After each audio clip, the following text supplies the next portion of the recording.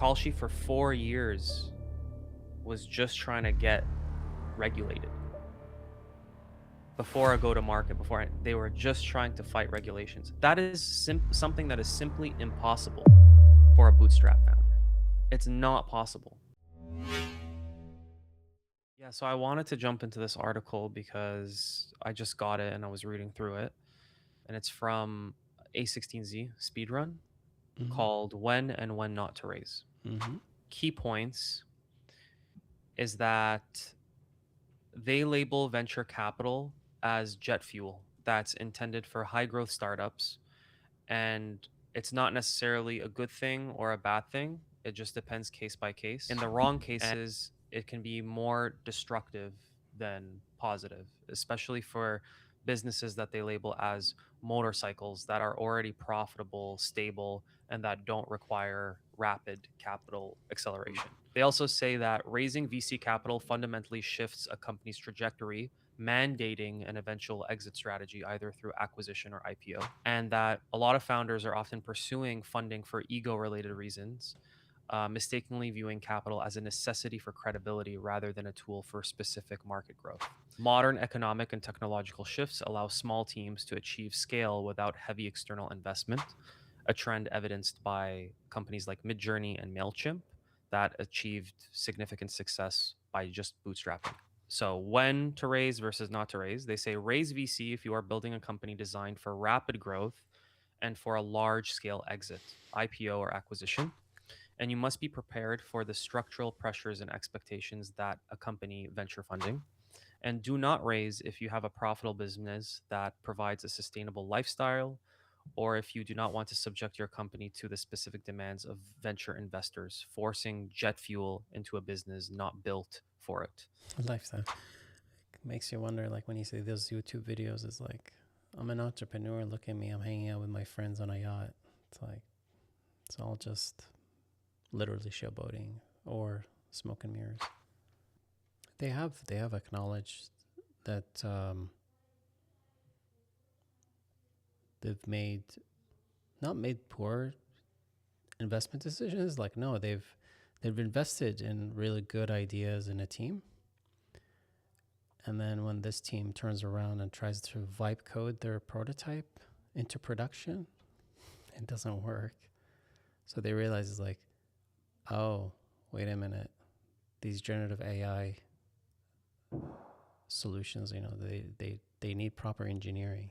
One of their videos where they said, we've realized it's like, these founders, they don't know how to scale businesses, right? So in one sense, like on one side, AI has been wonderful to kind of lower the barrier of entry, but then it's like, okay, but can you actually put this into production as a paid service? And their services don't scale. From my perspective, what I think is that every single bootstrap founder who is able to not have VC funding and have massive success with their company would have been an ideal person to actually, like, an ideal company to invest in, right? Because they were able to do it without the VC funding. So, technically speaking, had they had that additional jet fuel, they actually would have gotten a lot further. I've seen, and then the opposite or the inverse is true as well, where it's like a lot of these companies that got venture capital funding would not have succeeded unless they would have gotten it in the first place. Like there's so many companies where it's just like they would not have existed had they not had deep pockets. I mean, when we're even talking about Kalshi for 4 years was just trying to get regulated before I go to market. They were just trying to fight regulations. When we started the company, in 2018, and we spent 4 years getting regulated up front. And when we say we're a pro-regulation company, we mean it. We didn't launch product until 4 years after we felt good about the regulatory structure and getting the right licensing and so on and so forth. That is something that is simply impossible for a bootstrap founder. It's not possible. They needed venture capital.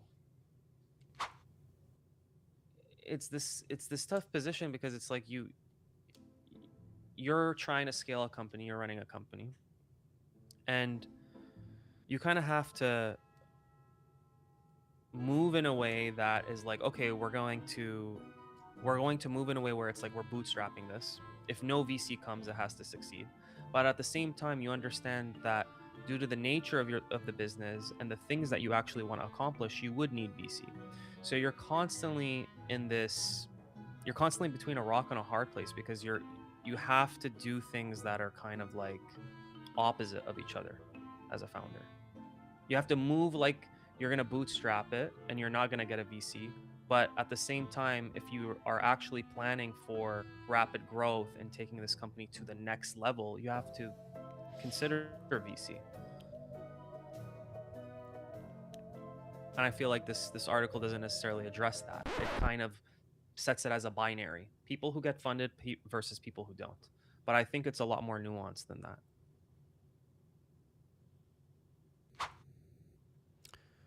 Well, at least we know Troy's job is to find companies to fund. So we can reach out to him if we want funding.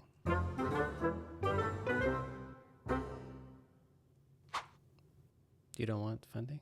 No, it's like, I mean, we've already applied to Speedrun and we were rejected. So.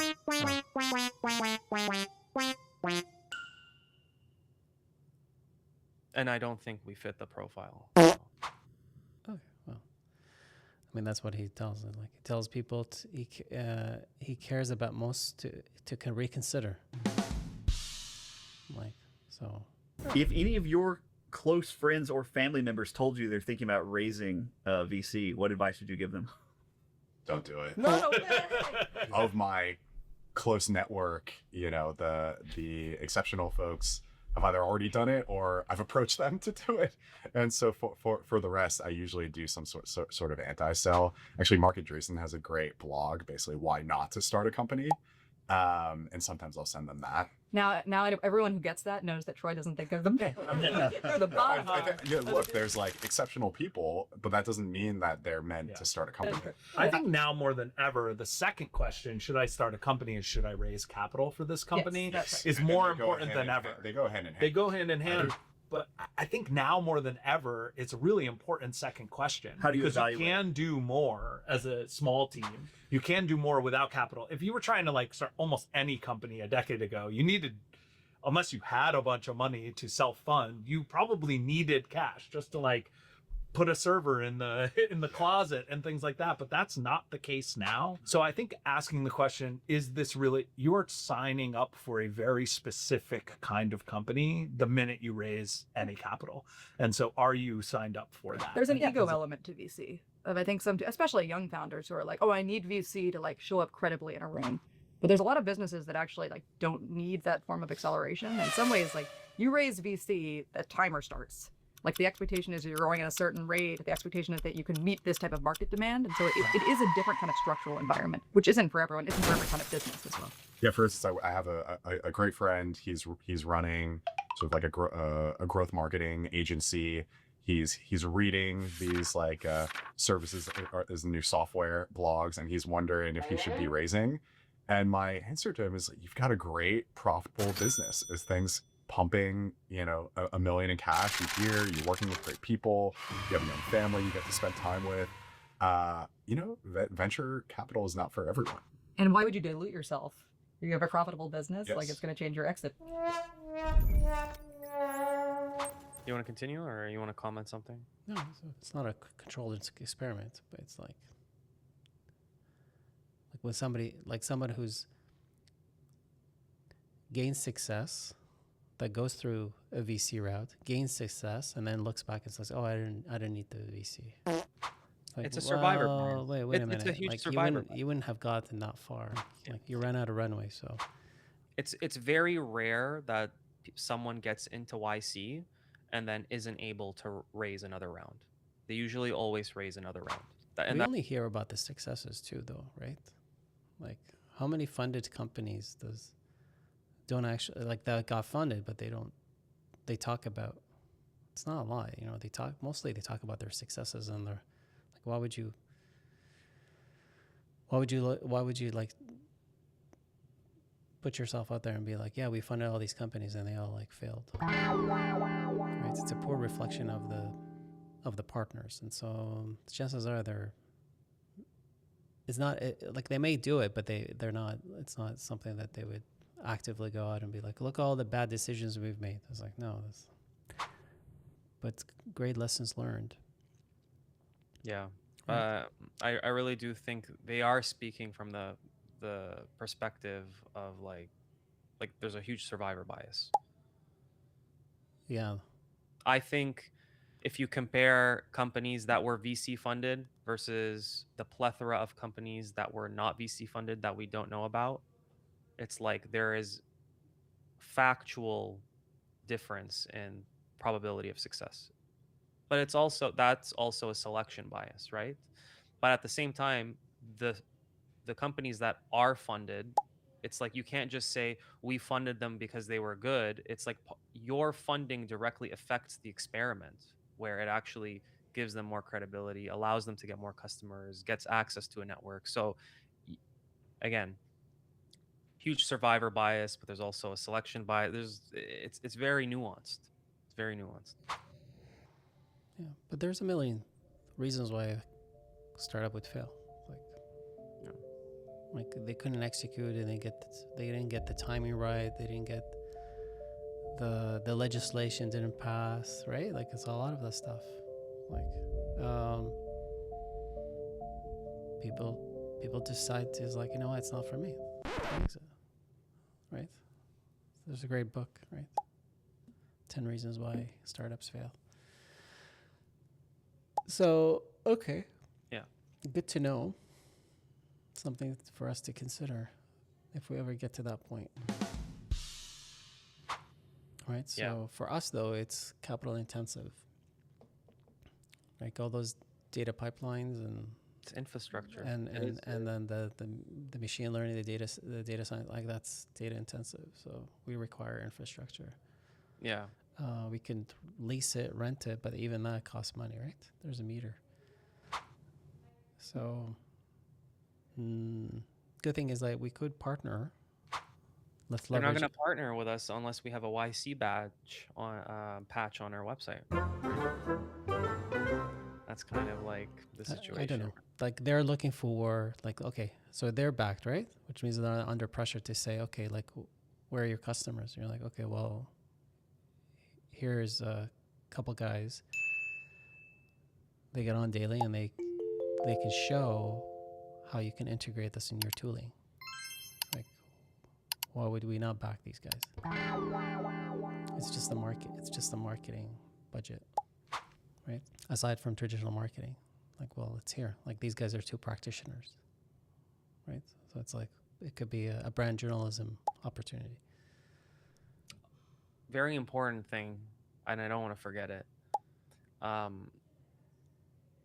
YC application. So even reading that, you still want to proceed, right? Sorry? Even with reading that, it's like you should reconsider all that stuff. It's like, well, you got to go through the experience, and then it's like, okay, if it leaves a bitter taste in your mouth, you're like, you're probably not going to do it again. But I haven't got any VC funding, so there's always a first time, right? Yeah. So No, like from both our experience. I mean, we've spoken about this before about how there is an archetype of founder or CEO that you would want at every stage within a company, right? So, for example, Satya is great at managing Microsoft at the stage it is now, right? But from taking Microsoft from 0 to 1 or in the early stages, Bill Gates was a better fit in that case. Or Steve Jobs, right?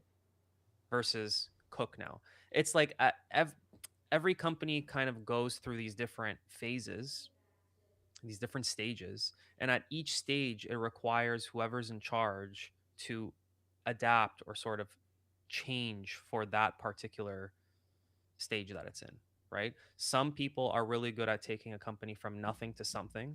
Some people are really good at scaling a company from, the middle to upper market enterprise, and some people are really good at managing an enterprise. So that's kind of like, what was I saying? I actually I forgot my There's point. Was it? There's a different mindset if you're an entrepreneur or you're an executive, you're an officer, right? Somebody who's like is able to scale the company and organization. You have like different you bring in a different CEO based on your The stage of yeah. Depending on the stage, but also like what was I trying to say? Oh no, this was leading to a point. I was trying to make a point. I should have noted it down. okay, well, I see. So the application I see here, its deadline is July 27th. So next week. Actually, 5 days. So in 5 days. That's if you apply. I mean, they accept application throughout the year, but this is for their fall 2026 batch. You want to bring it up? So fall 2026 batch. July 27th, 8 p.m. And you'll hear back by, so I guess it's 1 month turnaround time. So by August 28th. Because when did they start? Sometime in September? Well, this one is Yeah, it looks like the batch will be in person, 3-day in-person kickoff in San Fran. So I encourage you to submit your application as soon as you're ready to apply. So looks like it's the same criteria. it's the same. I don't think anything's changed. Do you want to do that right now? Or do you want to run it through headlines? We can. Let's run through the headlines Let's first. run through the headlines and then we'll work on the application, because I think we can finish the application by tomorrow. Okay. Anything interesting happening in AI infrastructure? So what do we have? So, let me go back. So Supreme Liquid Labs launches Neverbell. Where's the GitHub? There's like 3 stars. Next. NVIDIA advances agentic and physical AI at SIGGRAPH 2026 with Agent Toolkit, MCP integrations, and Cosmos platform. Releases industry's largest policy library, 100 plus policies for agentic AI governance with MCP focus. Is this open? So this is a great product actually. Something that you would need to consider. So it looks like 61 policies are active automatically, so out of the box, providing immediate protection without configuration, and then you can add additional compliance things to kind of like raises a red flag. Digit launches MCP server for direct integration of AI agents into financial advisor workflows. Interesting. Google Threat Intelligence make agentic AI capabilities generally available. Robinhood chain explodes to 500 million plus in daily DEX volume and 1.6 million monthly active users in under 3 weeks. Shit. Mm-hmm. Solana reclaims number 2 DeFi TVL spot, leads with 1.5 to 1.9 billion 24-hour DEX volume. Hyperliquid approaches or exceeds 120 billion monthly volume as on-chain preps mature. Pale Blue Dot AI closes 255 million credit facility for agentic AI infrastructure expansion. AI workplace assistant startup Emma in talks to raise 80 million at $800 million valuation. What? Tau Ventures launches Fund 3 targeting seed applied AI across digital health, enterprise, and physical AI. Talos brings Kalshi prediction markets onto institutional trading infrastructure. Let's see what that looks like. Is it bringing Kalshi? Yeah. Okay. Solera Systems launches AI Labs as strategic innovation hub for SaaS opportunity capital portfolio. Okay, those are all the headlines. Yeah. Okay. But I was thinking about this this morning. Yep. And although we are focused on the agenda, okay, this is the conversation that we've had regarding people building crypto companies, right? So just because you built on a specific chain or you're using a specific protocol, you're doing a specific thing with crypto, doesn't mean you have to only market it to crypto people, right? And this is a very good example of like what Polymarket has done or what Pump Fund has done. It's like, yes, the rails and everything, the infrastructure is on chain, but you're going to market it to a larger audience. You're going to market it to people who don't know anything about crypto, don't use crypto, they don't give a shit about crypto, right? The same thing can be said about AI, right? Just because it's agentic, right? And we have an MCP server, and usually people in the space who are in AI or in crypto and prediction markets generally are more technical, doesn't necessarily mean that we have to market to those specific people. If we package Scanna in a way that is digestible to the average consumer, we can actually branch out of the highly technical, niche Twitter crowd and probably have the opportunity to grow the company even faster. Show, don't tell. But this is a case actually, at least on the mobile side, because I think if you want to go consumer and big, you're gonna have to be mobile first. But we would, in that case, need some sort of interface. Even though the agent and the AI in the background is driving everything, there is a nice interface that is usable for the average person. Yeah. Right. Yeah. But we envision is like it's going to be built into the LLM. So yeah, because the issue is us as technical people, us as founders, right? We start caring about the technical aspects and we try to cater to ourselves in a lot of ways, right? Like we want to have access to an MCP server. We want to just have an API. We want to just tell Claude to do everything. But a lot of other people, it's like they might not even use Claude. Maybe they're on the free ChatGPT, right? But they still want to have the capabilities of AI, but maybe just not in the conventional interfaces that ChatGPT provides or Claude provides. Maybe they want something dumbed down, something that is simple, something that anyone can use, right? So that is a case for you could build it. Sure. Yeah, you right? could. You could build it. But we recognize that, look, nobody's going to sign up to your website. Nobody's going to come to your website. Nobody's going to come. There's a lot of hurdles. I have to buy a subscription. No, it's just ask your LM, and that's what they're probably going to do. So Yeah. that's number one. But then second, it was like, okay, you can create a simple app. It's just a voice. Remember, we actually had those early prototypes. Yeah.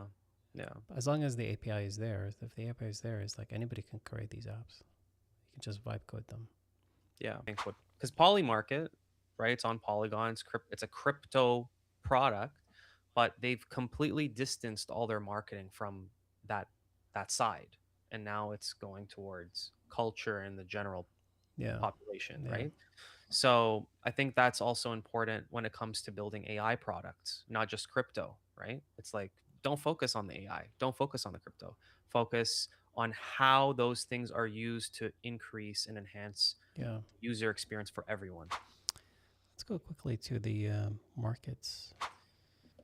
Will the Fed increase interest rates by 50 basis points? It's becoming more likely. It's unchanged. Oh, it's still 1%. Yeah, no. Inflation is high. Yeah. So sport. They're all sport. I'd love to apply that back test, that research that we came across yesterday. Yeah. It's all just sports. Okay, what's after this one, San Fran? Well, let's actually check the other Fed one, which is 25 basis points. Is it any different to 50? Or is it a little more probable? It's 1%. It's 1% as well? Okay. Will they decrease? Yeah, no, they're... Will the Fed decrease interest rates? No. I guess looks like they're going to keep interest rates as is, probably. That's it? That's pretty much it. Okay. We'll go take a break. We'll come back and we can fill out that application. What are you going to do?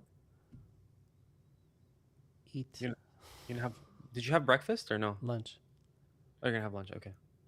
Okay, sounds good. Okay, bye. Oh, I just want to let you know, The API is up and running.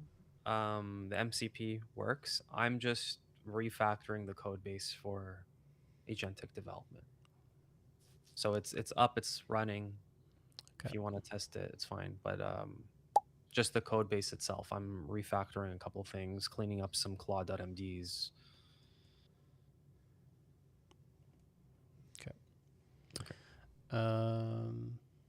Right.